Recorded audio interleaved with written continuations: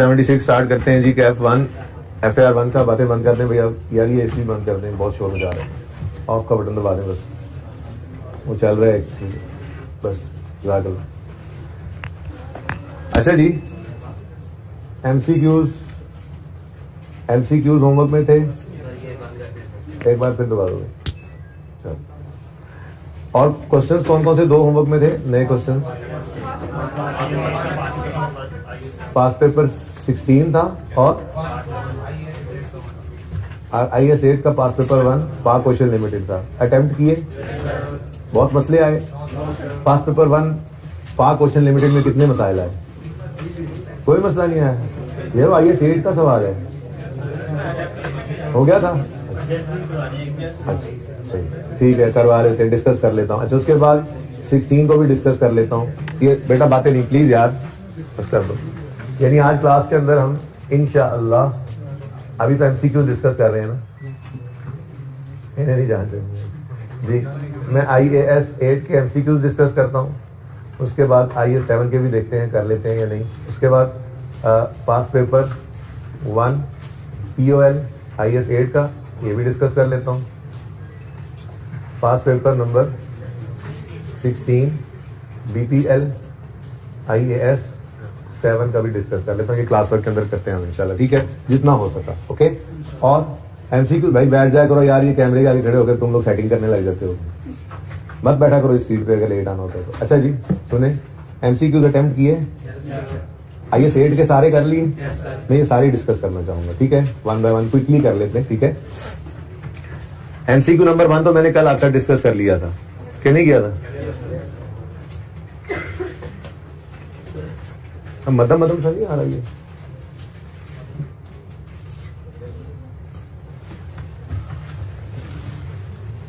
कौन सी वाली लाइट होगी पता नहीं।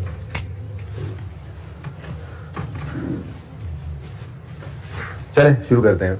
बात हुई थी जी, which two of the following situations would not require a prior year adjustment.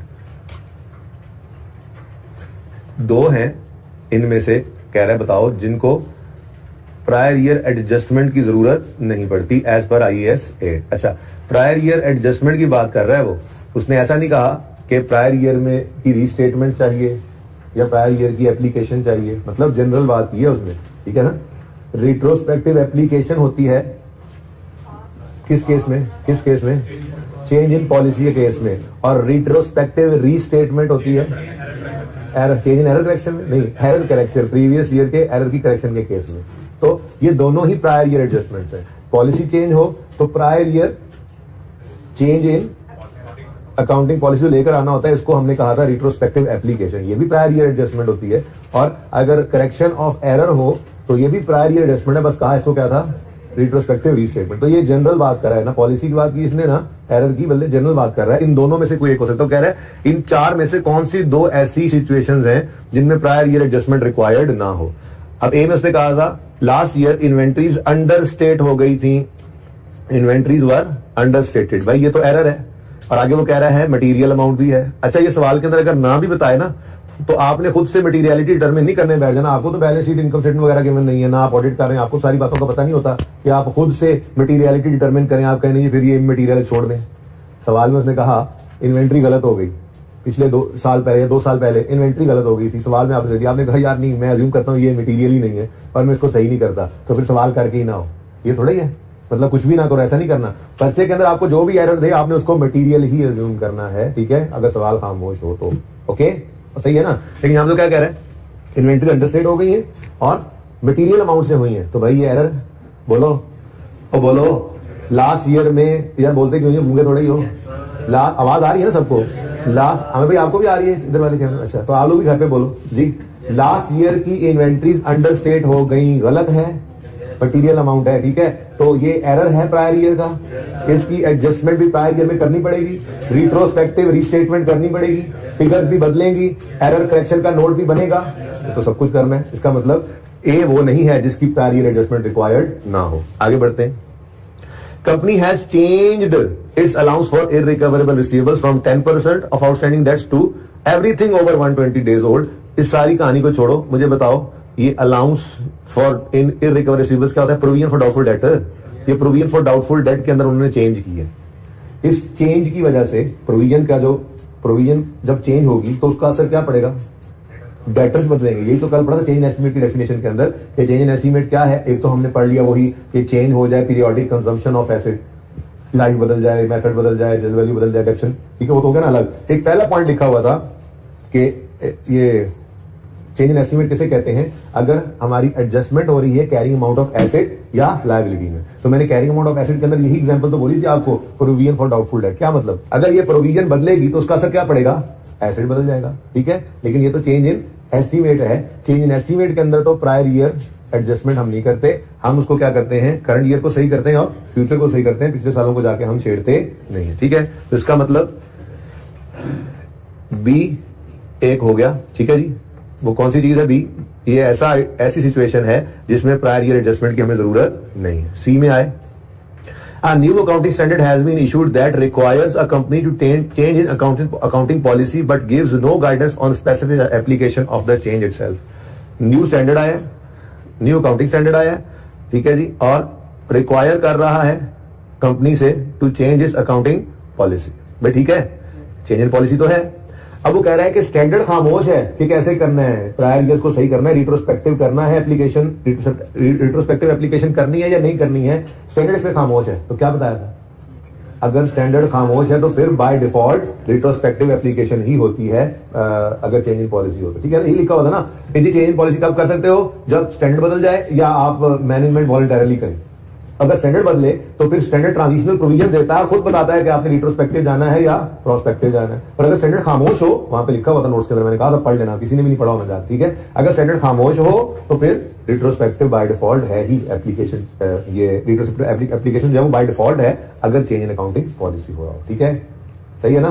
तो इसका मतलब इसमें भी प्रीवियस ईयर्स की एडजस्टमेंट रिक्वायर्ड होगी। Fourth one is a company has decided to move from charging depreciation on straight line on straight line to reducing balance। हाँ भाई, इससे तो पीरियोडिक कंजम्पशन ऑफ एसेट नहीं बदलना है, ये तो चेंज इन एस्टीमेट होता था, तो इसमें हम प्रायर ईयर को एडजस्ट नहीं करते। तो A and D were the correct options, ठीक है जी। बी एंड डी, ओके, निशान लगाए बस, ठीक है। ओके जी, सेकंड है, in accordance with IAS 8 accounting policies, accounting estimate errors, how is a change in accounting estimate accounted for? How is the change in accounting estimate accounted for? बोलो भाई, current year को और previous years को सही करो, नहीं previous को नहीं, क्यों, प्रोस्पेक्टिव, ठीक है ना, करंट ईयर और फ्यूचर ईयर्स को, पास्ट को नहीं छेड़ते चेंज एस्टिमेट केस में। अब कहता है वो bye changing current year figure but not the previous year figure. सही लग रही है ये बात, ठीक है, लेकिन कोई एक ही ट्रीटमेंट होना है तो बाकी भी पढ़ ले, कोई इससे भी सही ना लिखा हो। By changing current year and previous year, no no no no, ये तो बिल्कुल नहीं। फिर no alteration of any figure but disclosure the notes. हद होगी यार, जब इस साल एस्टिमेट चेंज हो गया है तो फिर इस साल की फिगर्स तो बदलेंगी ना। आप कैसे कह रहे हैं कि no alteration in any figure, ये भी गलत है। और नाइदर अल्टरेशन नॉट डिस्क्लोजर, इस हद होगी भाई, ना कह रहा है ना अल्टरेशन, ना चेंज करना है ना नोट देना, ठीक है। तो अब इनमें से तो ए ही सही लग रहा है, ठीक है। अभी भी मेरी थोड़ी तसल्ली नहीं है इस पे, तसल्ली इसलिए नहीं है कि हमें यूं लिखना चाहिए था bye changing current year figure but not the previous year figure and also disclosure is made. Disclosure तो फिर भी देते हैं ना, लेकिन अमंग दीज फोर ये एक ही सही नजर आ रहा है कि चेंज इन एस्टिमेट की काउंटिंग में हम क्या करते हैं, करंट ईयर को सही करते हैं, प्रीवियस ईयर को छेड़ते नहीं, ठीक है जी।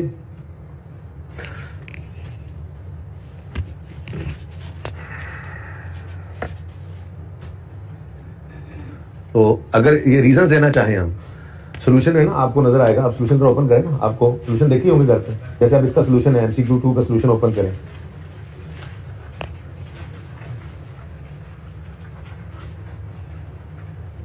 हाँ जी, अब देखें बी ऑप्शन जो कि नहीं सिलेक्ट हुआ, वो क्यों नहीं सिलेक्ट किया, हम कह रहे हैं कि करंट ईयर फिगर और प्रीवियस ईयर फिगर को छेड़ दो, बी में कह रहा है। हमने कहा चेंज इन एस्टीमेट तो प्रीवियस ईयर को नहीं छेड़ते, रीजन लिखी हुई है, क्यों हमने नहीं लिया। नेक्स्ट है, कोई अल्टरेशन नहीं है, डिस्क्लोजर दिया है, तो ऐसी बात नहीं है भाई, ठीक है। हमने अल्टरेशन करनी होती है, ये कैसे कह दिया आपने, चेंज इन एस्टीमेट है तो अल्टरेशन नहीं करनी, इसलिए ये भी गलत है। और तीसरे में कहते हैं अल्टरेशन भी नहीं है, डिस्क्लोजर भी नहीं है, तो यार कैसे हो सकता है, ठीक है ना। तो ऐसे ही बस वापस आ जाए, MCQs के सॉल्यूशंस के अंदर आपको रीजंस भी मिलेंगी अगर आप किसी में परेशान हो तो, होपफुली, ठीक है। वैसे कितने बच्चों ने ये सारे MCQs अटेम्प्ट कर लिए, IAS 8 के सारे ही हो गए थे, कोई मसला तो नहीं आया, अच्छा चलते हैं, जल्दी जल्दी देखते हैं। अकॉर्डिंग टू IAS 8, अच्छा ये बड़ा मसला है इन MCQs के अंदर। एक तो स्टैंडर्ड का नाम ही इतना लंबा है, तो स्टैंडर्ड का नाम जो है ना यहाँ पे आपके लिए ब्रैकेट्स में कर दिया, इन्वर्टेड कॉमास में कर दिया गया, ठीक है ना। पर्चे में अगर इस तरह से ना हो इन्वर्टेड कॉमास में तो डाल देना इन्वर्टेड कॉमास में, वरना इतना लंबा नाम पढ़ते पढ़ते ना आप वो असल सवाल मिक्स हो जाता है आपसे, ठीक है ना। तो इसलिए ये काम कर लेना आपने, आप बस यूं पढ़ लिया करो। इन अकॉर्डिंग टू IAS 8, अगली ब्रैकेट छोड़ोगे, ठीक है। How should a material error in previous financial reporting period B accounted for in current period. तो भाई ये तो हमें पता ही है, हम रिट्रोस्पेक्टिवली इसको सही करते हैं, रिट्रोस्पेक्टिव रीस्टेटमेंट कहते हैं इसको। अब पढ़ के देखते हैं। By making an adjustment in financial statements of current period through statement of profit और loss and disclosing the nature of error in note. मुझे तो ये गलत लग रहा है भाई। क्यों गलत है? देखो अगर प्रीवियस ईयर का एरर है तो आप उसको क्या करंट ईयर के प्रॉफिट लॉस में सही करते हैं? नहीं। अगर तो आप पिछले साल को भी बना रहे हैं तो आप उस पिछले साल की फिगर को सही करके ऊपर रीस्टेटेड लिख देते थे, याद है। और अगर उससे भी पिछले साल की गलती है तो आप ओपनिंग रिटेन अर्निंग को सही कर लेते थे। करंट ईयर के अंदर तो आप प्रीवियस ईयर के एरर को सही नहीं करते। ये तो गलती पे गलती हो गई। मिसाल के तौर पर आपको जी 2 साल पहले एक रिपेयर थी, गलती से एसेट बना दी। अब आप उस साल में जाके वो जो एंट्रीज हम ओपन करते थे सवाल को पैरों में खड़ा करने के लिए, ठीक है, उस साल के अंदर एंट्री करते थे, और अगर वो साल हमारे प्रेजेंटेशन में आता था तो हम उसको रीस्टेटेड लफ्ज लिखकर चेंज करते थे उसी साल के अंदर। और अगर उससे भी पहले का साल है तो ओपनिंग को रीस्टेट कर देते थे, लेकिन करंट ईयर के अंदर तो नहीं लिखते थे। ये तो गलती पे गलती हो गई कि 3 साल पहले एक एक्सपेंस रिकॉर्ड करना था, एसेट बन गया, आपने उसको उस फिगर को सही करने की बजाय इस साल के अंदर उसको एक्सपेंस बना लिया। तो फिर तो वो 2-3 साल पुराना साल गलत हो गया और एक ये साल भी गलत हो गया। तो भाई ये तो नहीं करते हम, ठीक है ना। तो बिल्कुल गलत बात है। हम करंट पीरियड के statement of profit and loss में प्रायर ईयर एरर को एडजस्ट नहीं करते, हम इसको एडजस्ट नहीं करते, ठीक है। और सही है ना। अच्छा तो ये तो ना हुआ। फिर आगे कहता है how should material error in previous be accounted for in current period. Second कहता है by making an adjustment in financial statements of the current period as a movement in reserves and disclosing the nature of error in note. अच्छा जी, वैसे तो बात ठीक लग रही है, लेकिन मसला कहां पे आ रहा है? वो कहता है making an adjustment in financial year of current period. मसला हमें किससे है जी? Current period. ये माना कि मूवमेंट तो हम देखें ना, हमें इस बात पे एतराज है, ये करंट पीरियड ऊपर भी यही था, लेकिन ऊपर तो उसने वैसे ही गाली मुका दी थी ना। क्या कह रहा था? करंट पीरियड के प्रॉफिट एंड लॉस के अंदर चेंज करनी है, ठीक है ना। यहां पे वो कह रहा है कर लो मूवमेंट इन रिजर्व्स के अंदर, यानी कि रिटेन अर्निंग्स में आके चेंज कर लो, लेकिन क्या फिर भी क्या रहा है? Current year. नहीं भाई, प्रायर ईयर एरर है तो प्रायर ईयर की फिगर्स को सही करना है हमने, ठीक है। थर्ड है by restating the comparative amounts. अब मिली मतलब की बात। बाय रीस्टेटिंग, चेंज करना द कंपैरेटिव अमाउंट्स, पिछले साल की अमाउंट्स को, ऐसे ही करते थे। By restating the comparative amounts for the previous period and at their correct value and disclosing the nature in the notes. हाँ भाई, ये मुझे बिल्कुल सही लग रहा है, ठीक है जी। ये बात जिसने की है ना, ये मेरे दिल को भा गई है, ये मेरे दिल को लग गई है। मैं कह रहा हूं कि ये मुझे सही लग रहा है। आपको कोई एतराज तो बताएं। इसका मतलब हमारा ऑप्शन नंबर सी जो है वो करेक्ट ऑप्शन है, ठीक है। ओके, अभी तक तो सी करेक्ट है। देखो फर्क समझ आ रहा है। वो कहते हैं प्रायर ईयर के एरर्स को सही करो, करंट ईयर के प्रॉफिट में नहीं, करंट ईयर की रिटेन अर्निंग में नहीं, प्रीवियस ईयर की रिटेन अर्निंग में यू कह लूं, या प्रीवियस ईयर की फिगर को रीस्टेट करो और नोट दो। हमने कहा हाँ यही काम हम करते थे, पिछले साल की गलती को पिछले साल की फिगर में सही करते थे और ऊपर वो रीस्टेट लिख देते थे। सरताज बानो वाली बात आपको याद होगी, ठीक है जी। तो रीस्टेटेड, ओके, और नोट भी देते थे, ठीक है जी। हम रीस्टेटिंग द कंपैरेटिव अमाउंट्स करते थे और डिस्क्लोज भी करते थे, ठीक है जी। Disclosing the nature of error in the note, ये काम भी हम करते थे, ठीक है। ओके, सही है। नेक्स्ट भी पढ़ लेते हैं जी। ये तो बिल्कुल सही हो गया, हमें दिल को लग गई ये बात। By restating comparative figure for the previous period at their correct value, ये तो सही है, but without the requirement for नहीं नहीं नहीं नहीं नहीं, क्या कह रहे हैं आप? ऐसे कैसे कह सकते हैं आप? वो कह रहे हैं पिछले साल की फिगर्स को सही कर लो, नोट न बनाओ। क्या हम एरर ऑफ करेक्शन का नोट नहीं बनाते थे? लाजमी बनाते थे। इसी वजह से ये भी गलत है, क्योंकि इसके अंदर without requirement of disclosure of nature of error in the note ये नहीं होता, रिक्वायरमेंट है। दरवाजा खटक रहा है, दीवार खटक रही है, पांडे खटक रहे हैं। अच्छा जी, ठीक है जी, सही है। थर्ड का ऑप्शन सी है सही, ठीक है जी। फोर्थ पे आ जाए भाई। ऐसे ही किए थे एमसीक्यूज, बस ऐसे ही ऊपर से गुजारे थे। अच्छा, सही है। फोर्थ, विच ऑफ दीज, ये इंपॉर्टेंट एमसीक्यूज इसलिए करवा रहा हूँ, इनमें से कुछ एक जो है वो मैं मतलब चीजें छुड़वाऊंगा भी सही जो हमारे स्कोप से बाहर है, जहाँ पे टैक्स का कोई इंपैक्ट आ रहा होगा, ठीक है ना, या उसके बगैर सोचने का तरीका बता दूंगा। Which of these changes would be classified as a change in accounting policy? Very very important. Change in accounting policy कौन कौन से हैं वो ये पूछ रहा है। क्वेश्चन क्या है? Which of these changes would be classified as a change in policy. ठीक है जी, चेंज इन पॉलिसी कौन कौन सी चीजें हैं वो ये पूछ रहा है, ठीक है। चलो जी बता देते हैं हम आपको, 1 मिनट की बात है। आगे देखो ना, एज डिटरमिन्ड बाय, अब यहां पे ब्रैकेट नहीं लगाई मैंने तो मुझे गड़बड़ होने लगी, ठीक है ना, तो ब्रैकेट मतलब इन्वर्टेड कॉमर्स लगा लिया करो, ठीक है ना, स्टैंडर्ड के नाम पे इन्वर्टेड कॉमर्स लगा लिया करो ताकि मतलब की बात बस सामने रहे। ओके, बस IS 8 पढ़ लिया काफी है, ठीक है। तो यहाँ पे आपको यूं सवाल के अंदर नहीं लगी हुई ना, अगर आप ऐसे करके ब्रैकेट्स लगा लें या इन्वर्टेड कॉमर्स लगा लेंगे, ठीक है ना, ताकि आप इस तरह से इसको पढ़े ही ना। आप क्या पढ़ेंगे? Which of these changes will be classified as a change in policy as written by IS 8, बस ठीक हो गया। अच्छा, increase in allowance for irrecoverable receivables from 5 to 10%, क्या ये चेंज इन पॉलिसी है? नहीं, ये तो चेंज इन एस्टीमेट है। Change the method of valuing inventory from FIFO to EFCO, yes yes yes, this is a change in accounting policy. हमने valuing inventory from FIFO to average cost किया है, ठीक है जी। तो ये जो चेंज की है हमने ये चेंज इन पॉलिसी कहलाएगी, ठीक है। बी सही है। नेक्स्ट है चेंज द डेप्रीसिएशन मेथड। अब आगे क्या चेंज हो रहा है जी? चेंज द, बोलो बोलो बोलो, depreciation of plant from straight line to, ये भी क्या है? स्ट्रेट लाइन से रिड्यूसिंग बैलेंस पे आना, ये तो एक एस्टीमेट है, ठीक है जी, इसको भी छोड़ो। आगे कहता है change the useful life of motor vehicle from 6 to, भाई ये भी क्या है? एस्टीमेट। तो एक ही आंसर निकला। ऊपर उसने क्या कहा हुआ था? विच ऑफ दीज। ऐसी बातों से परेशान नहीं होना आपने, सुकून से। आपने कौन सा तुक्के लगाने हैं? क्या देखना पर 2 पूछ रहा है, 1 पूछ रहा है, पढ़ ले सारे पढ़ ले, ठीक है ना। विच ऑफ दीज कहा उसने, तो एक से ज्यादा भी हो सकती थी चेंज इन पॉलिसी, लेकिन यहां पर सिर्फ एक ही आया, क्योंकि इसके अंदर भी हमने क्या किया है? चेंज की है यूजफुल लाइफ। तो भाई यूजफुल लाइफ बदले, मेथड बदले या रेट बदले, तो ये तो वो पीरियोडिक कंजम्पशन चेंज होने वाली बात थी जो चेंज इन एस्टीमेट की डेफिनेशन के अंदर आपको पढ़ाया था, ठीक है। और ऊपर वाला क्या है जी? नंबर A, उसमें प्रोविजन के अंदर चेंज आ रहा है, तो इसको तो हमने कहा था ये क्या है? Adjustment in carrying amount of asset या लायबिलिटी। तो एसेट वाली एडजस्टमेंट की एग्जांपल ये थी प्रोविजन। प्रोविजन आसान लग रहा है अल्फाज को, जिंदगी आसान रखो। प्रोविजन मतलब अंदाजा, डाउटफुल डेट की प्रोविजन कहते थे ना। हमें शक है कि इतने लोग भाग रहे हैं, ठीक है, तो शक की बुनियाद पर एक्सपेंस रिकॉर्ड किया था। अब कल को उससे ज्यादा भाग जाए पैसे लेके, कम भाग जाए, तो अंदाजे में तब्दीली तो आ जाती है। तो जब अगले साल के अंदर अंदाजे में तब्दीली आती है, तो पिछले साल को जाकर हम सही नहीं करते होते थे, प्रोविजन डाउटफुल डेट के लेजर में अगले साल के अंदर बैलेंस फिगर आ जाती थी, और वो जो प्लस माइनस होता था प्रोविजन का, वो अगले साल के अंदर एडजस्ट हो जाता था। पिछले साल में तो कभी जाकर हमने प्रोविजन को नहीं छेड़ा था। तो चेंज इन एस्टीमेट, ठीक है जी। तो B is the correct option, क्योंकि ए के अंदर भी हमने क्या किया है? इंक्रीज होता, डिक्रीज भी हो सकता था, मतलब चेंज लिखना चाहिए था भारत। ये क्या है जी? Change in allowance for irrecoverable receivables. तो ये भी क्या है?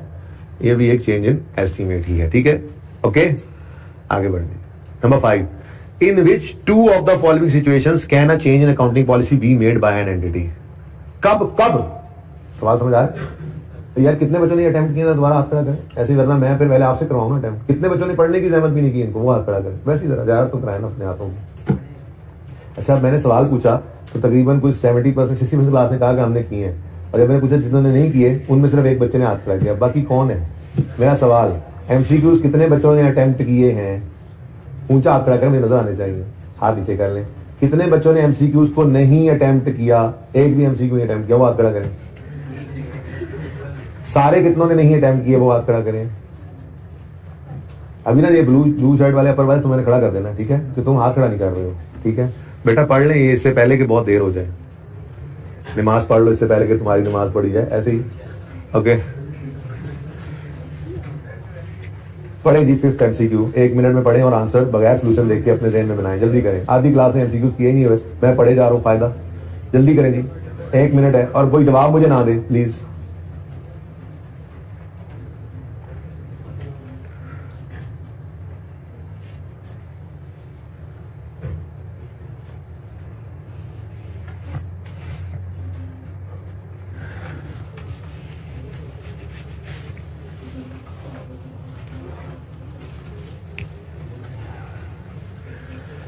In which 2 of the following situations can a change in accounting policy be made by an entity? कब कब कर सकते हैं भाई? हमने पढ़ा था पहले सफे के ऊपर ही, अगर स्टैंडर्ड बदल जाए अगर मैनेजमेंट ये चाहे कि बेटर प्रेजेंटेशन मिलेगी यूजर को, इसके अलावा कोई जो है ना वो आपका मकसद जो है ना वो बद मकसद नहीं होना चाहिए, ठीक है।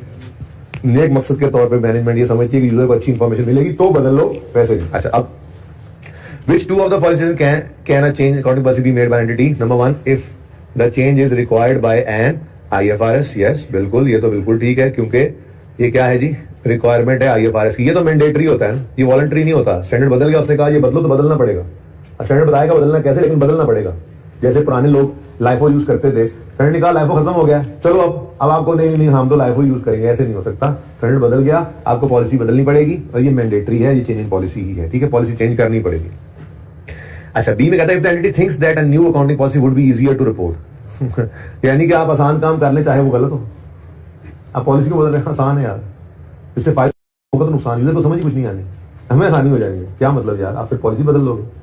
तो इसलिए पॉलिसी नहीं बदल सकती मैनेजमेंट वॉलंटरली कि जी हमें आसान लग रहा है हम ऐसे कर लें। बदलने की सिर्फ एक ही सूरत बताई थी मैनेजमेंट के लिए, वॉलंटरी है।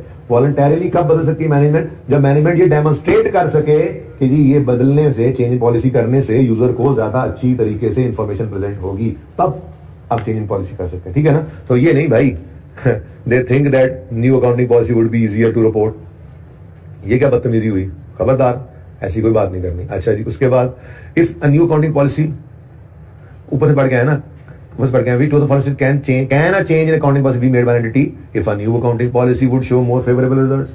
चाहे गलत हो, प्रॉफिट्स गलत बता दे वो जी। असल में ना हम फाइफो से एफको से फाइफो पे इसलिए जा रहे हैं, महंगाई बड़ी है आजकल, राइजिंग प्राइसेस का दौर है, इन्फ्लेशनरी इकोनॉमी है, तो हर अगली हमारी परचेज पिछली से महंगी होती है, तो हम first in first out use कर रहे हैं। तो सबसे रिसेंट वाले जो यूनिट्स होंगे हमारे, वही क्लोजिंग स्टॉक में पड़े होंगे, वो सबसे महंगे होंगे।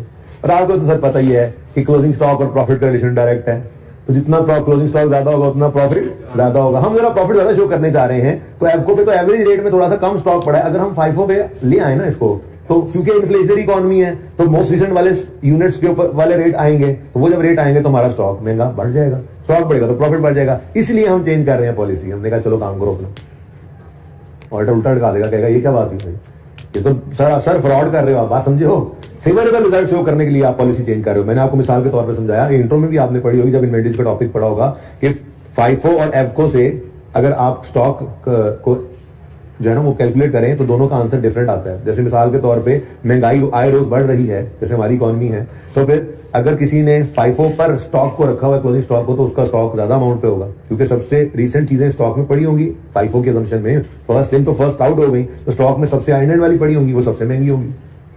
जबकि एवरेज के अंदर हम पिछले यूनिट्स की एवरेज भी ले लेते हैं, जो सस्ते थे, सस्ते और महंगे को मिलाकर एक दरमियाना सा रेट आता है। अब अगर आप प्रॉफिट बढ़ाना चाह रहे हैं, तो किसी ने मशवरा दिया यार स्टॉक बढ़ा लो, आपने कहा अच्छा कैसे बढ़ा लो, ने कहा यार पॉलिसी बदल लो, एफको से चले जाओ फाइफो पे, तो आपके स्टॉक बढ़ जाएंगे, क्लोजिंग स्टॉक बढ़ेगा तो प्रॉफिट भी बढ़ जाएगा। स्टैंडर्ड ने कहा नहीं, आप इसलिए नहीं कर सकते चेंज इन पॉलिसी कि आपको फेवरेबल रिजल्ट्स चाहिए, ठीक है।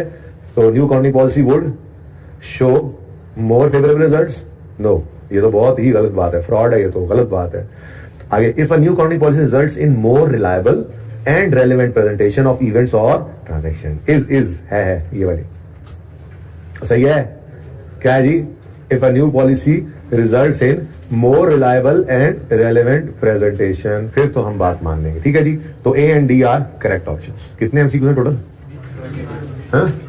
बाकी हो गया कम। नंबर 6 जल्दी से पढ़े, 1 मिनट, नंबर 6 पढ़े 1 मिनट में।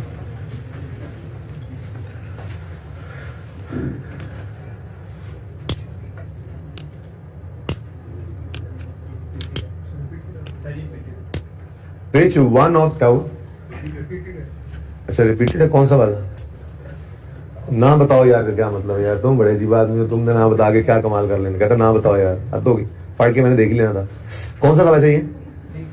नहीं रिपीटेड नहीं है, इसमें चेंज है थोड़ा सा, ऑप्शन चेंज है। Which one of the following would be treated under IAS 8 as a change in accounting policy? देखो मैंने ऐसे ही पढ़ा बगैर इन्वर्टेड कॉमर्स के, ठीक है ना, वरना वो बंदा ना सवाल भूल के फिर वो नाम पढ़ता रहेगा, इतना लंबा नाम है स्टैंडर्ड का, वो सवाल भूल जाता है कि पूछा क्या था उसने, इसलिए इन्वर्टेड कॉमर्स में डाला हुआ, बस IAS 8 पढ़ लो। क्या कह रहा है जी, कौन कौन सी चीजें जो है वो चेंज इन अकाउंटिंग ट्रीटेड, इतनी सी बात बस काम की, treated as a change in accounting policy. हाँ भाई, पहला change in valuation from EFCO to FIFO, yes this is a change in accounting policy, ठीक है जी, नंबर ए करेक्ट ऑप्शन है। उसके बाद deficient method from straight line to reducing, नहीं ये तो वो जो आपको एग्जांपल्स नहीं दी थी बताई थी उसमें पढ़ा रहा था मैं, चेंज इन एस्टीमेट के अंदर नोट्स के अंदर एग्जांपल्स थी, तो मैंने कहा था ये एक जैसे बिल्कुल आपको लग रहे हैं ना, ये डिफरेंट एमसीक्यूज से एज इट इज उनके आंसर उठाए गए हैं चेंज इन पॉलिसी वाले, वो यही वाले एमसीक्यूज में से उठकर एग्जांपल वहां गई है, ठीक है ना, कि चेंज इन एस्टीमेट क्या है, लाइन बदल दो, उसमें रेजल वैल्यू बदल गई, इस तरह की, तो यहीं से एग्जांपल्स उठ के गई हुई थी वहां पे। बहरहाल बी जो है उसमें तो मेथड ऑफ रिडक्शन बदल रहा है, स्ट्रेट लाइन से रिड्यूसिंग बैलेंस पे, ये तो चेंज इन पॉलिसी नहीं है, तो चेंज इन एस्टीमेट है। फिर adoption of revaluation model of non current previously held at cost, हाँ जी जी ये भी चेंज इन पॉलिसी है ना, बोलो। अच्छा ये अकाउंटिंग पॉलिसी तो है लेकिन ये चेंज नहीं है, ये फर्स्ट टाइम एडॉप्शन है बेटा, ये फर्स्ट टाइम आपने अडॉप्ट की है पॉलिसी। अच्छा आपको नहीं जी नहीं, हम तो पहले चूंकि चेंज हम जो है ना वो अडॉप्ट कर रहे हैं रिवैल्यूएशन मॉडल जो कि प्रीवियसली हेल्ड एट कॉस्ट, आप इस बात पे जरा गौर करें ना।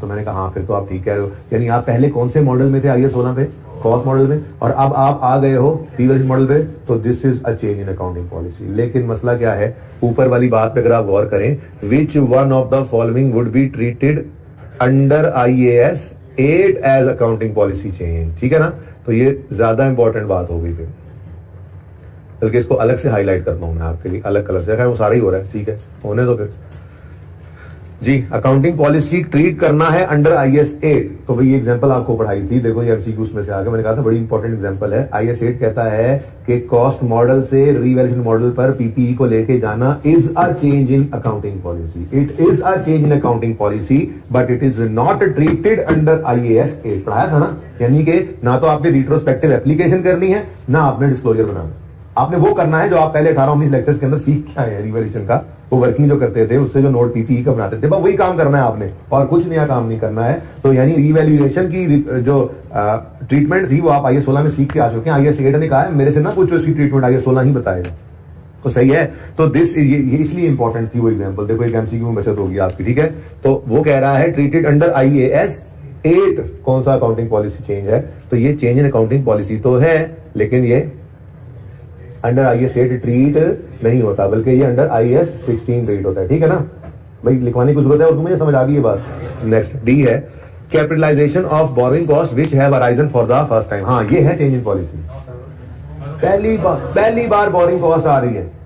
क्या मतलब, मैंने एग्जांपल में आपको बताया था क्लास के अंदर कि आपने आज से पहले कभी एसेट बनाने के लिए लोन लिया ही नहीं था, क्वालिफाइंग एसेट बनाने के लिए पहली बार आपने क्वालिफाइंग एसेट बनाने के लिए लोन लिया और उस पर बोरिंग कॉस्ट आई और उसको आपने एसेट कॉस्ट में ऐड किया, तो किसी ने उठ के कहा लो भाई तुम्हारी तो अकाउंटिंग पॉलिसी चेंज हो गई है, पहले तुम इंटरेस्ट एसेट कॉस्ट में ऐड नहीं करते थे, आप कर रहे हो। आप कहोगे अल्लाह के बंदे पहले इंटरेस्ट था ही नहीं, पहली बार आया है, तो ये तो मैंने अडॉप्शन की है, first time selection of accounting policy है, this is not a change in accounting policy. तो A is the correct option. 7 पढ़े।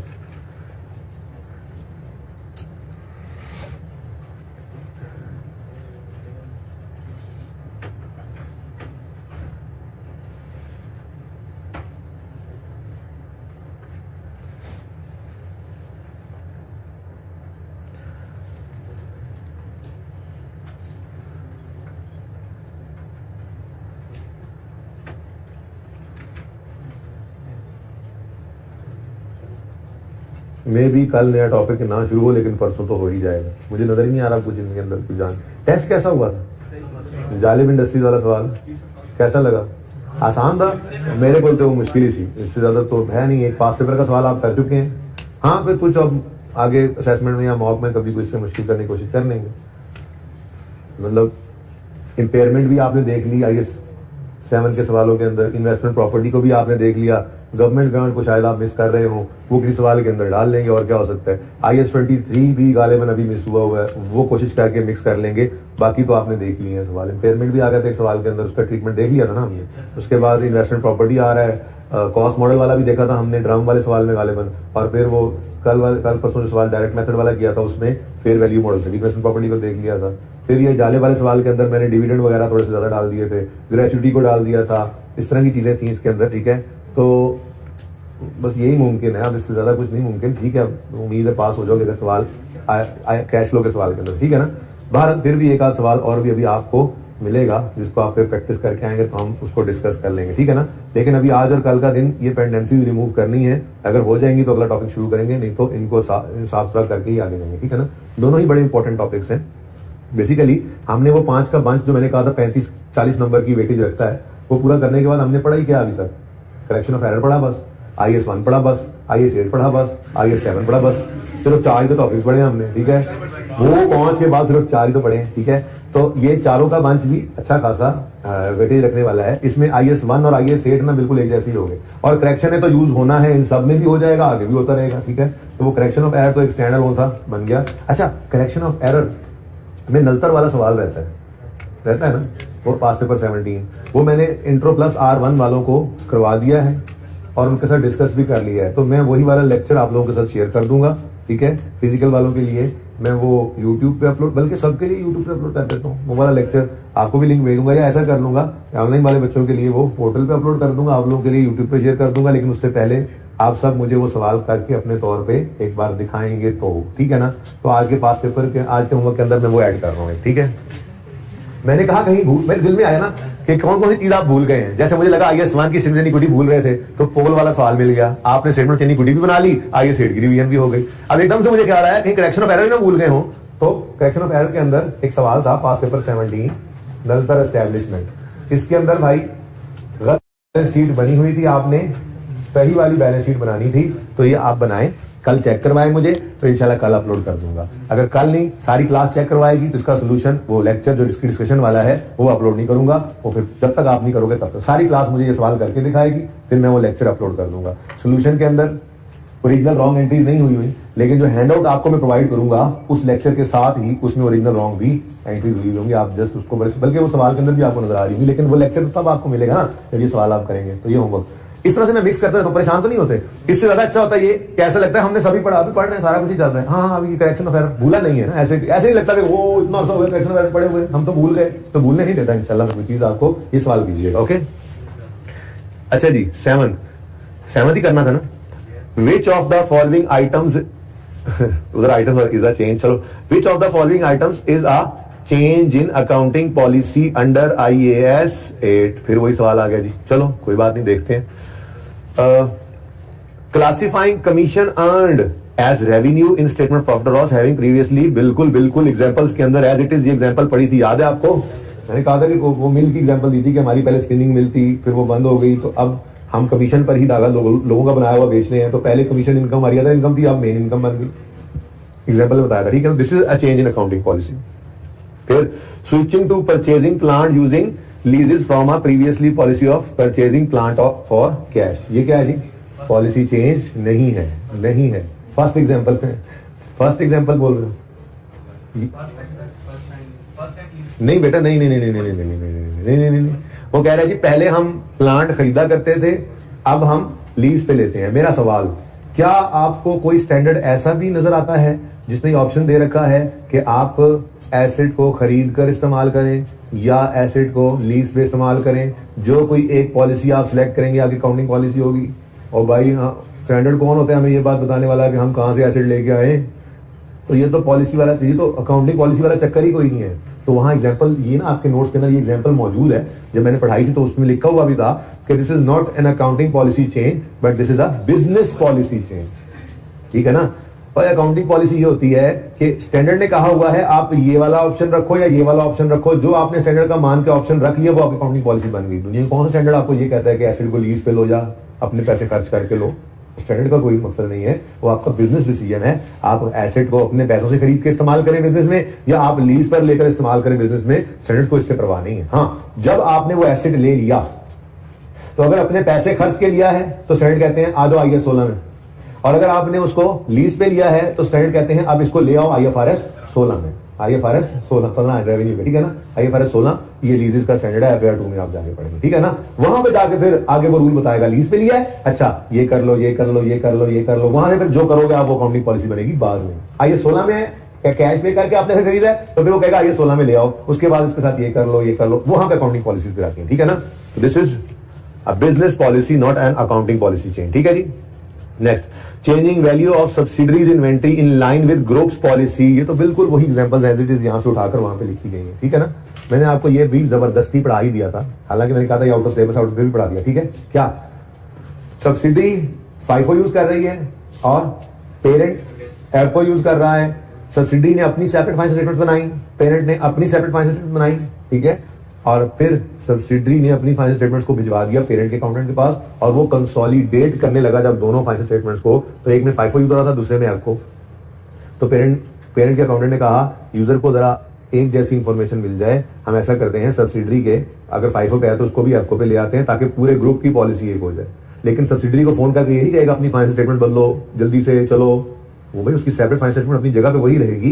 कंसोलिडेटेड फाइनेंशियल स्टेटमेंट्स में हम ये एडजस्टमेंट कर लेंगे और ये कंसोलिडेशन एडजस्टमेंट कहलाती है। FR 2 के अंदर जाके कंसोलिडेशन पढ़ेंगे आप, यहाँ पे फिलहाल इससे ज्यादा पढ़ाने की जरूरत नहीं है। तो ये कंसोलिडेशन एडजस्टमेंट है, ये चेंज इन पॉलिसी नहीं है। सब्सिडी को सेपरेट फाइनेंशियल स्टेटमेंट्स के अंदर अपनी पॉलिसी को बदलने का हम नहीं कहेंगे, ठीक है, सही है। तो सीवी अकाउंटिंग पॉलिसी का चेंज नहीं है IS 8 वाला। और revising the remaining useful life, ये क्या है, ये तो चेंज इन एस्टिमेट, ठीक है, सही है। तो सिर्फ ए ऑप्शन सही है। कोई कंफ्यूजन है तो पूछ ले बेटा, यार कहीं पे कंफ्यूजन आए तो पूछ लेना, ऐसे बैठे हो मलंग बन के आज जैसे पता नहीं, या तो कुछ समझ नहीं आ रही है, सारा समझ आ रहा है, कुछ एक बात तो है। ओके जी, नंबर 8 पढ़ लें फिर। Number 8,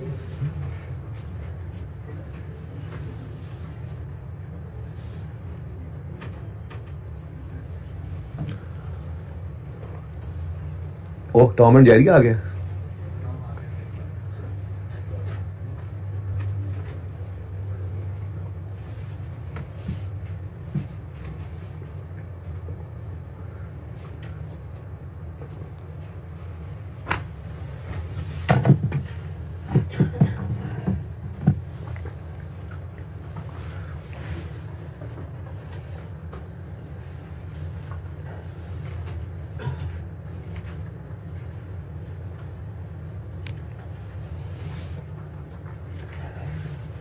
ji, the directors of Tom limited are disappointed by, कर लिया एमसीक्यू, पढ़े जल्दी पढ़े यार, टाइम कम है, ये खत्म करने थे, मैं तो बहुत कुछ करना था आज।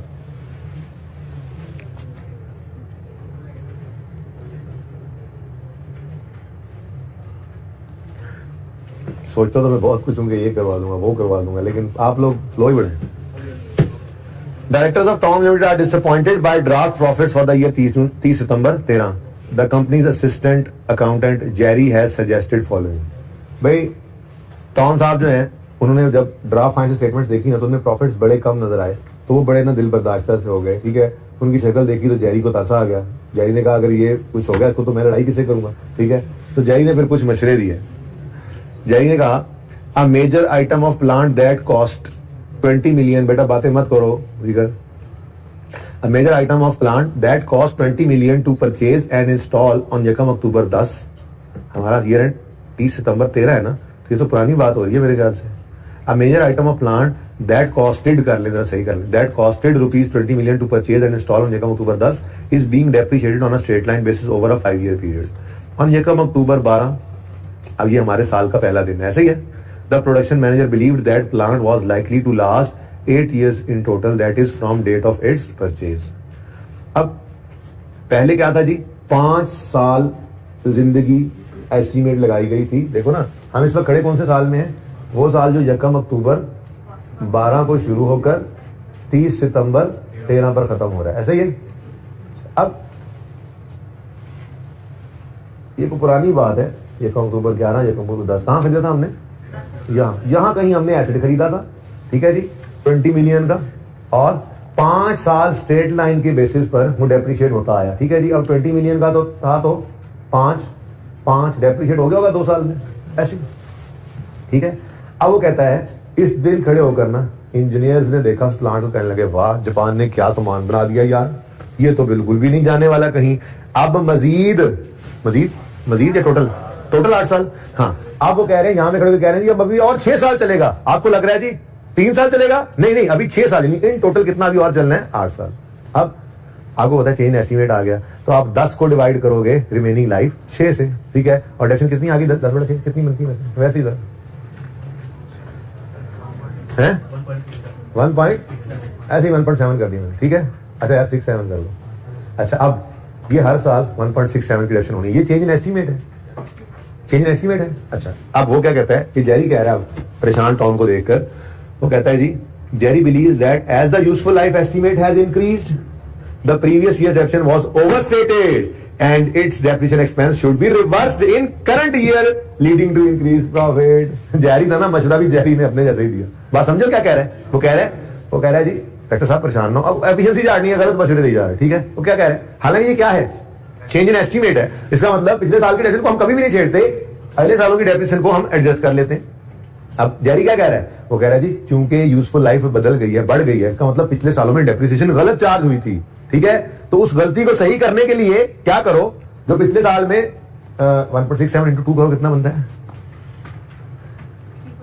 3.3 की डेप्रिसिएशन होनी चाहिए थी ना, ऐसे ही. ठीक है, अगर वो 3.3 की डेप्रिसिएशन, यार चलो 20 डिवाइडेड बाय 8 करके देख लो क्या आता है. यानी कि अगर हम चलो 2.5 कर लो, यानी कि 2.5 रुपए की डेप्रिसिएशन होनी थी हर साल. है जरा आसान कर रहा हूं, तो 5 रुपए की डेप्रिसिएशन होनी थी, 10 की चार्ज हो गई, ज्यादा चार्ज हो गई, इस साल में रिवर्स कर दो. बेवकूफ आदमी. चलो गलती भी पिछले साल की, अगर कहो किसी के पिछले साल की गलती है, हालांकि ये तो एस्टीमेट चेंज था, चलो कहो अगर पिछले साल गलती तो पिछले साल में सही करनी थी ना. लेकिन यहां पे क्यों ला रहे हैं? ताकि इस साल में डेप्रिसिएशन रिवर्स करें, एक्सपेंस कम करने से प्रॉफिट्स नहीं बढ़ जाना है. भाई ये तो बिल्कुल गलत मशवरा दे रहा है, ऐसे थोड़ी होगा. पहली बात ये कि चेंज इन एस्टीमेट है, हम इसमें प्रीवियस ईयर को जाकर छेड़ते भी नहीं है. और अगर एरर भी होता ना भाई, तो पिछले साल को जाकर सही करते, इस साल को थोड़ी रिवर्स करने बैठ जाते. एनीवेज क्या कहता है आगे वो, जेरी ने जो बिलीव किया वो तो कर लिया. What is the nature of change being proposed by Jerry and how should it be applied? अब वो जो जेरी कह रहा है उस नेचर, उस चेंज की नेचर क्या है? क्या ये चेंज इन अकाउंटिंग पॉलिसी है? नो. क्या ये चेंज इन अकाउंटिंग पॉलिसी है? अच्छा, ये दोनों के अंदर आगे फर्क था क्या? वो कहते हैं क्या ये चेंज इन पॉलिसी है जिसको रिट्रोस्पेक्टिवली अप्लाई करना है? हमने कहा नहीं. क्या ये चेंज इन पॉलिसी है जिसको प्रोस्पेक्टिवली अप्लाई करना है? हमने कहा नहीं, ये तो चेंज इन पॉलिसी है ही नहीं, ये तो चेंज इन एस्टीमेट है. थर्ड, ये चेंज इन अकाउंटिंग एस्टीमेट है, retrospective application. Change in accounting estimate की रिट्रोस्पेक्टिव एप्लीकेशन होती ही नहीं है. ठीक है, और last is change in policy है, prospective. Yes yes, this is the correct option. ठीक है जी, एडी लंबी कहानी तो बाद खटिया पहाड़ निकला जेरी. नंबर 9, जल्दी करें, जल्दी जल्दी जल्दी. ये तो मुझे लगता है एमसीक्यू आज भी सारे आज हो जाए, बड़ी बात है. चलो कोई गल नहीं, इसमें भी एडजस्टमेंट डिस्कस करेंगे. ओल में बच्चे कह रहे थे बीपीएल, चलिए ऐसा करेंगे ना, 10 मिनट में जितने एमसीक्यूज और हो गए, ठीक है, उसके बाद फिर ओल और बीपीएल के एडजस्टमेंट्स को डिस्कस कर लेंगे, ताकि ये तो साइड पे होना और बाकी एमसीक्यूज फिर कंटिन्यू करेंगे. जल्दी करें जी. If it is immaterial to make a retrospective application to a period, make the change only to current period. पता नहीं, देखते हैं बाकी पार्ट तो लें. Apply the change to earliest period that is practical, ये सही लग रहा है. Do not make the change at all, make the change in next year. नहीं भाई नहीं. ठीक है, हमने बात की थी कि अगर इम्प्रैक्टिकेबल हो रिट्रोस्पेक्टिव एप्लीकेशन, तो जहां तक मुमकिन हो वहां तक चले जाओ. Apply the change to the earliest possible period. ठीक है जी, तो सही है. बाकी सारे ऐसी फजूल बातें थी. कोई क्वेश्चन है तो पूछ लें, वरना 10th पढ़े.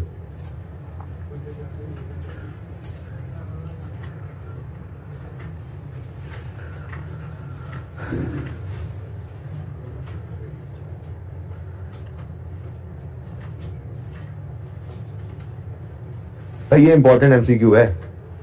थोड़ी देर पहले एक एमसीक्यू मैं आपको करवा के आया हूं, जिसके अंदर लिखा हुआ था adoption of revaluation model previously held at cost. Adoption of revaluation model for PPE. ठीक है जी, प्रीवियसली हेल्ड एट कॉस्ट.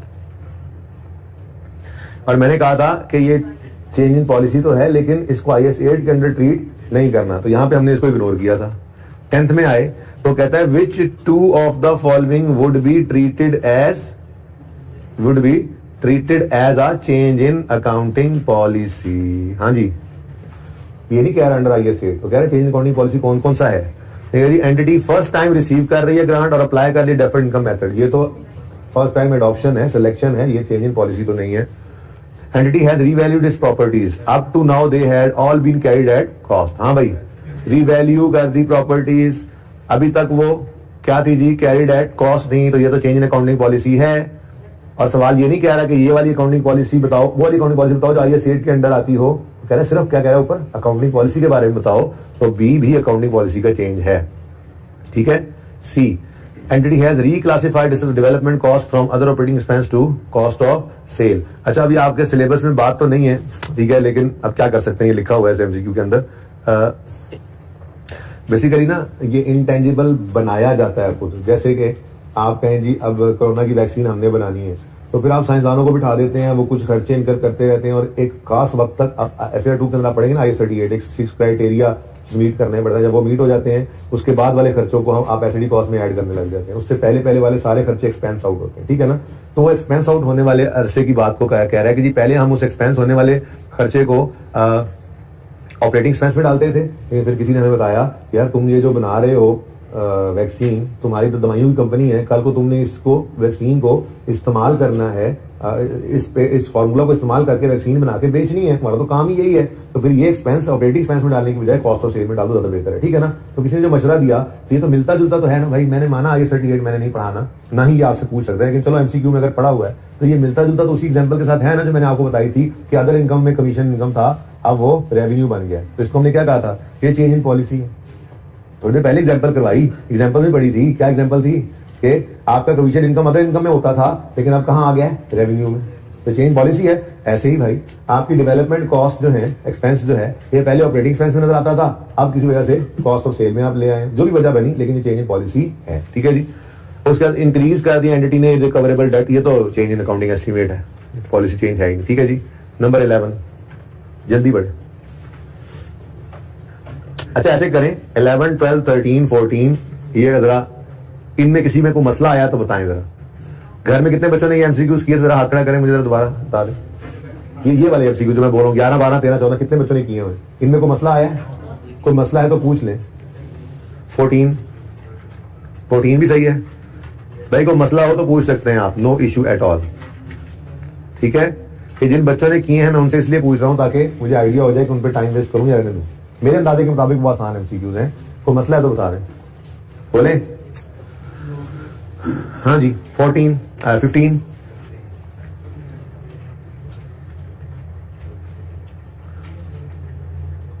15 कितने बच्चों ने अटेम्प्ट किया था?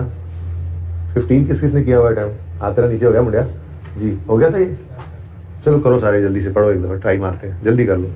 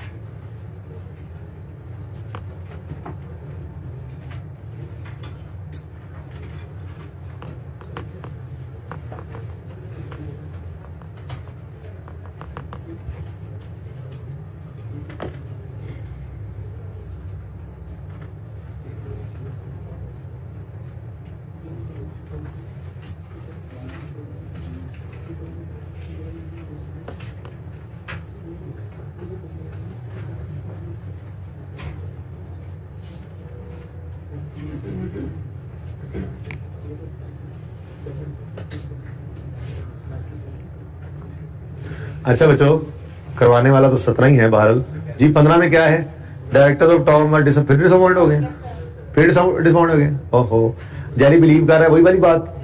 अच्छा वो कहते हैं adjusting for change of useful life correctly what will be carrying amount of plant at 30 September 13। ओ वाह जी वाह, ये तो काम हो जाना है अपना, हमारे पास तो हुआ पड़ा है काम। भाई कितने का खरीदा था हमने एसेट जब बनाया था? 20 का। 20 में से 10 तो माइनस हो चुका था और यहाँ पे कितना पड़ा हुआ था? 10। अब रिमेनिंग लाइफ डिवाइड बाय 4, 5 साल थी। चलो 4 कर लो यार, ठीक है। मतलब वो शायद पिछले साल में 5 थी, पिछले में भी 4 ही थी। चले फिर कोई बात नहीं, खैर समझ तो आ गई आपको। अच्छा अगर 5 साल जिंदगी और 20 कॉस्ट है तो हर साल डेप्शन स्ट्रेट लाइन के हिसाब से 4 आनी थी। तो पिछले 2 साल में 4 की डेप्शन माइनस हो चुकी थी, तो फिर 8 डेप्शन हो गया था। यहाँ पे कितना पड़ा था? 12। अब जब चेंज इन एस्टीमेट आ गया तो हमने WDV at the date of change को, इसी साल में चेंज आया ना, डिवाइड करना था रिमेनिंग लाइफ में जो कि 6 है। तो क्या आंसर आया? एग्जैक्ट 2। अब ये 2 एंड सो ऑन, ठीक है। अब पहले जो मामला चल रहा था अगर आपको याद हो तो हम कहते थे 4 4 4 4 और 4, ये जिंदगी अज्यूम की हुई थी ना हमने। तो बोलो 5 साल जिंदगी अज्यूम की थी ना, 2 साल गुजर गए, तो ये पुराना मामला चल रहा था। लेकिन जब चेंज एस्टीमेट आया हमने कहा नहीं जी अब तो ये डेप्रिसिएशन नहीं है रेलेवेंट, अब तो 2 2 2 2 2 6 7, ठीक है ना। अच्छा, अब वो पूछ कर आया, ये तो मैंने देखा ही नहीं। कहता है adjusting for chain of useful life correctly what will be carrying amount of plant at 30 September 13, तो 10 रुपए आंसर है, यही है। चेक कर लो जाके सोल्यूशन में।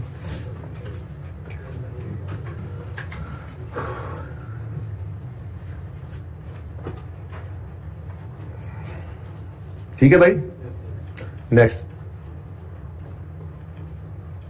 16 ट्राई कर लोगे यार, ये भी आसान सा है, इसके साथ भी होमवर्क लिखो। जो ऊपर 4 कहे हैं ना मैंने कि कर लिए होंगे, उनके साथ होमवर्क लिख लें ताकि एक बार आज घर जाकर कर ले। जो मैं करवा रहा हूँ वो तो करवा ही रहा हूँ, ठीक है। ये 17 मैं इसलिए डिस्कस करना चाह रहा हूँ जी, क्योंकि इसमें ना थोड़ा सा एक तो इंटेंजिबल की बात है, दूसरा टैक्स रेट गिवन है। तो मैं ये कहूंगा कि आप इस टैक्स रेट को इग्नोर कर दें। तो सोल्यूशन में भी टैक्स रेट के हिसाब से ही सोल्यूशन हुआ है, तो मैं फिर ये आपके सामने सोल्यूशन कर देता हूं, आप ताकि इसको चेंज कर सकें, ठीक है ना। ओके, ये जो एप्लीकेबल टैक्स रेट गिवन है ना भाई, ये मुनासिब नहीं है बिल्कुल। असल में डेफर टैक्स का इंपैक्ट आप डेफर IAS 12 आपने भी नहीं ना पढ़ा, आपके सिलेबस में नहीं है, ठीक है। जब पढ़ेंगे तो तब की तब देखी जाएगी। ओके, ये अजीब सा कलर कर दिया मैंने, खटा तरह।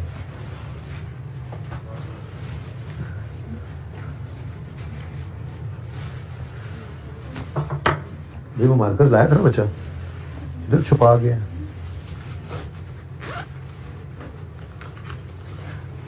Okay, a company is preparing its financial statements for the year 31 December 19 and discovered that in previous years following amounts were incorrectly capitalized in intangibles with indefinite useful life। भाई देखो, वैसे तो ये इंटेंजिबल भी आपने नहीं पढ़ा हुआ, तो इस तरह का MCQ भी आ जाए, ये मुश्किल बात है, ठीक है। लेकिन चलो, टेंजिबल एसेट जैसी ट्रीटमेंट तो कर सकते हैं ना, उसमें भी तो ऐसे ही होता है। गलती से हुआ क्या है जी, हमने करना था क्या, इनकरेक्टली कैपिटलाइज किया है एक चीज को, ठीक है। यानी कि हमें करना चाहिए था expense debit cash credit original, कर गए आप इनटेंजिबल एसेट डेबिट I.A लिख दो, PCE जैसे लिखते थे, इनटेंजिबल एसेट, और इन्वेस्टमेंट प्रॉपर्टी वो IP होता था, ठीक है ना। Intangible asset debit cash credit करना, कर दिया गलती से, तो रेक्टिफाइंग एंट्री क्या है जी, एक्सपेंस को करो डेबिट। अब हाँ, 30 से कर लेते हैं, हम इस वक्त कहाँ खड़े हैं, 19 में, ठीक है। गलती चली है कहाँ से, 18 से, ठीक है। 16 17 18, ठीक है ना। आप स्टैंड तो यहाँ पे कर रहे हो, लेकिन मजे की बात क्या है, what amount should be deducted from retained earning statement in equity on यकम जनवरी 18, रोका उसने आपको यहाँ पे हुआ, इस दिन रिटेन्ड अर्निंग मांगी होते हैं, ये जरा ध्यान रख लेना, ठीक है। अच्छा, अब ये गलती हर साल की अलग अलग हुई पड़ी है, तो जैसे सवाल कदमों पे खड़ा करने के लिए हमें हर साल एंट्री करनी पड़ती थी, याद है।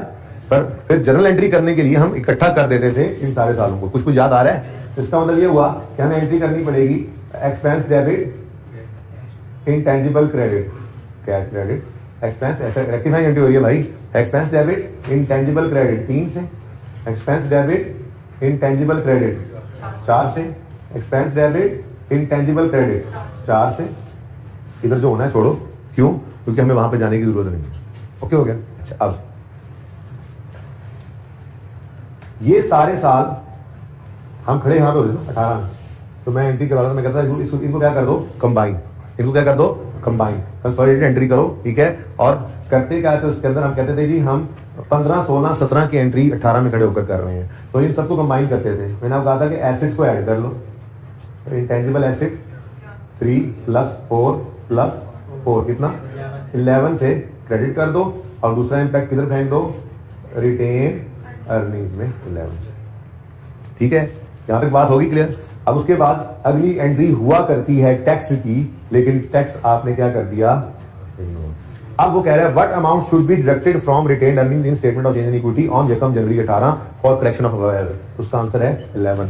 क्या हो रहा है, ये डेबिट ही हो रहा है रिटेन्ड अर्निंग में से, बात समझ गए, ठीक है। अच्छा, इसको क्यों इग्नोर कर दिया, क्योंकि उसने यकम जनवरी 18 पर हमसे पूछा था। अगर वो यकम जनवरी 31 दिसंबर 18 में पूछ रहा होता हमसे, तो फिर हम इसको भी, लेकिन ये वाली एंट्री एज इट इज आ जाती है, रिटेन अर्निंग नहीं होती, कॉपी पेस्ट, याद आ रहा है, कॉपी पेस्ट, ठीक है। अब अगर इसके सोल्यूशन पे आए,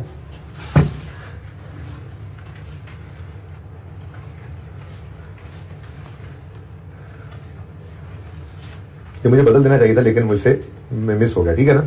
इसलिए मैं भी क्लास के अंदर ही आपको बदलवा रहा हूं। ये 17 का सोल्यूशन आपके सामने है जी, आप ना इस एंट्री को काट दें, ठीक है। फिर बात समझ आई, ये एंट्री आपने क्या कर दी, काट दी, ठीक है। चले, ये दूसरी एंट्री जो है DTL डेफर्ड टैक्स लायबिलिटी, ठीक है ना, ये आपके सिलेबस में नहीं है ना, ठीक है, IAS 12 आपने पढ़ा हुआ, इसलिए ये एंट्री आपने काट दी, ठीक हो गया।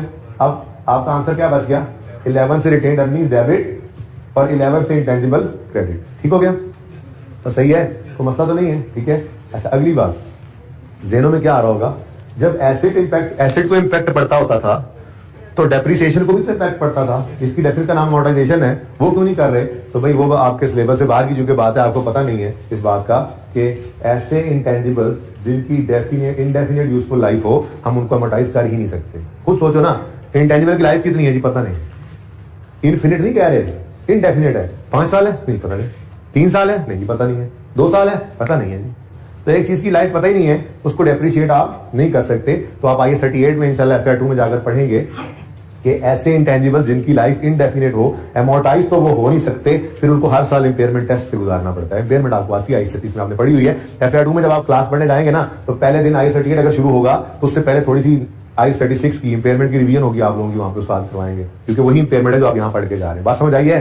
बहरहाल ये आपके लिए समझना जरूरी नहीं थी बात, लेकिन चलो खैर मैंने बता दी, ठीक है। क्या जो इंडेफिनेट लाइफ होगी किसी एसेट की, तो उसको कैसे हम डेप्रिशिएट कर सकते हैं जी, हम तो डेप्रिशिएट कर ही नहीं सकते उसको, ठीक है। तो इसलिए इसको हमने डेप्रिशिएट नहीं किया था, डेप्रिसिएशन का इंपैक्ट आपको इन एंट्रीज में नजर नहीं आ रहा, ठीक है। लेकिन आपका जो सोल्यूशन है ना, उसको आपने सही कर लिया, ये एंट्री गायब हो गई, डिक्रीज इन रिटेन्ड अर्निंग हुई, ये +3 का इंपैक्ट निकल गया, तो आपका ये बस -11 वाला ही आंसर रहेगा, ठीक है। और ये आपने लिख दी बात, 2018 के साल को इसलिए इग्नोर किया है कि सवाल ये 18 की रिटेन्ड अर्निंग्स मांग रहा है, ठीक है जी, क्लियर, सही है, सोल्यूशन सही कर लिया आपने, बात समझ भी आ गई है। चलो ओके जी, नेक्स्ट है अ कंपनी, ये सबसे इंपॉर्टेंट था, a company is preparing financial statements for the year 31 December 19 and discovered that previous year following on incorrectly amortised. अब इसके अंदर वो क्या कह रहा है, calculate the effect on profit after tax for the year 31 दिसंबर 18। अब इसके अंदर भी आपने टैक्स को इग्नोर कर देना है, तो भाई ठीक है। और अब 18 के अंदर क्या होना था जी, जो एंट्री नहीं की गई वो भी कर लेते हैं, बोलो 18 के अंदर क्या करना है भाई, वही एक्सपेंस डेबिट इंटेंजिबल क्रेडिट कितने से, 5 से, ठीक है। और requirement calculate effect of profit after tax before tax, हमारे लिए तो एक ही, हम तो इग्नोर करते हैं टैक्सेशन, ठीक है ना। तो करेक्शन ऑफ अबव एरर का नेट प्रॉफिट पे क्या इफेक्ट होगा, एक्सपेंस बढ़ रहा है 5 से, एक्सपेंस का बढ़ना प्रॉफिट को कम कर देगा 5 से। अब अगर सोल्यूशन की बात करें ना, तो सोल्यूशन के अंदर अगेन ये दूसरी एंट्री आपने काट देनी, ठीक है, ओके। ये दूसरी एंट्री आपने काट दी, तो नीचे नेट डिक्रीज इन पैट की बजाय आप सिर्फ डिक्रीज इन पैट कर दें, ये नेट को भी आप काट दें, क्योंकि नेट किससे करना है, टैक्स से, वो तो हम इग्नोर करते हैं, हमने IAS 12 नहीं पढ़ा हुआ, ठीक है ना। तो नेट को भी काट दें, डिक्रीज इन पैट सिर्फ रह जाएगा आपका +5, ठीक है जी, सॉरी -5, ओके, ये समझ आया। एक तो ये एंट्री आपने काट दी, दूसरा यहां पर इसको भी आपने काट देना है, डिक्रीज इन पैट क्या आएगी, 5, ये मैंने आपको यहां पर बता दिया, एक्सपेंस का बढ़ना प्रॉफिट को कम कर रहा है, ठीक हो गया जी।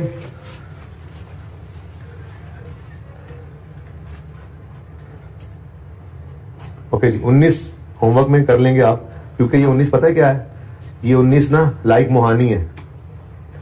आपको याद होगा कि हमने मोहानी वाले सवाल के अंदर FIFO से अर्गो किया था स्टॉक को, तो मैंने कहा था इफेक्ट ऑन प्रॉफिट की वर्किंग बना लेना, क्लोजिंग स्टॉक बढ़ा तो प्रॉफिट बढ़ा, याद आ रहा है, कुछ ऐसी ही कहानी है। वो कहता है जी कि most of the entities competitors value their inventory using एप्को whereas entity uses FIFO, ठीक है। फिर इन्होंने सोचा होगा कि हमने एप्को पे जाना है, तो दोनों के बता दिए डिफरेंट स्टॉक की वैल्यूज क्या हैं, और रिक्वायरमेंट चेक करो, what will be the effect of change on profits for the year, निकाल लोगे, ठीक है।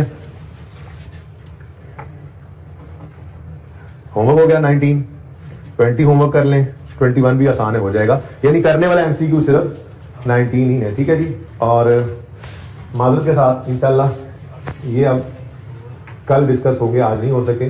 IAS 8 के MCQs मैंने सारे करवा दिए हैं। अब होमवर्क के अंदर आपने जो IAS 8 की कौन कौन से MCQs होमवर्क में दिए, जरा जल्दी से बता दो। 9, 10, 11, 12 कौन से थे वो, 9 से 14 तक थे, और 16 हो गया, 19 हो गया, 20, 19 से 21 कर दो, 19 से 21 ये रह गए, रह नहीं गए, हो जाएंगे ये, ठीक है। लेकिन IAS 7 के ऑल एमसीक्यूज अब आपने लाजमी करके आने हैं, ठीक है जी। बहुत इंपॉर्टेंट एमसीक्यूज हैं आईएएस 7 के भी, ठीक है। आईएएस 8 के भी बहुत इंपॉर्टेंट एमसीक्यूज थे, ठीक है। तो होमवर्क के अंदर कोई मैं नया सवाल नहीं रख रहा, क्योंकि अभी तक मैंने पोल और बीपीएल को डिस्कस नहीं किया। कल इनको डिस्कस करूंगा इंशाल्लाह, फिर आपको नया होमवर्क दे दूंगा। होपफुली परसों हम नया टॉपिक स्टार्ट कर रहे होंगे। अल्लाह हाफिज।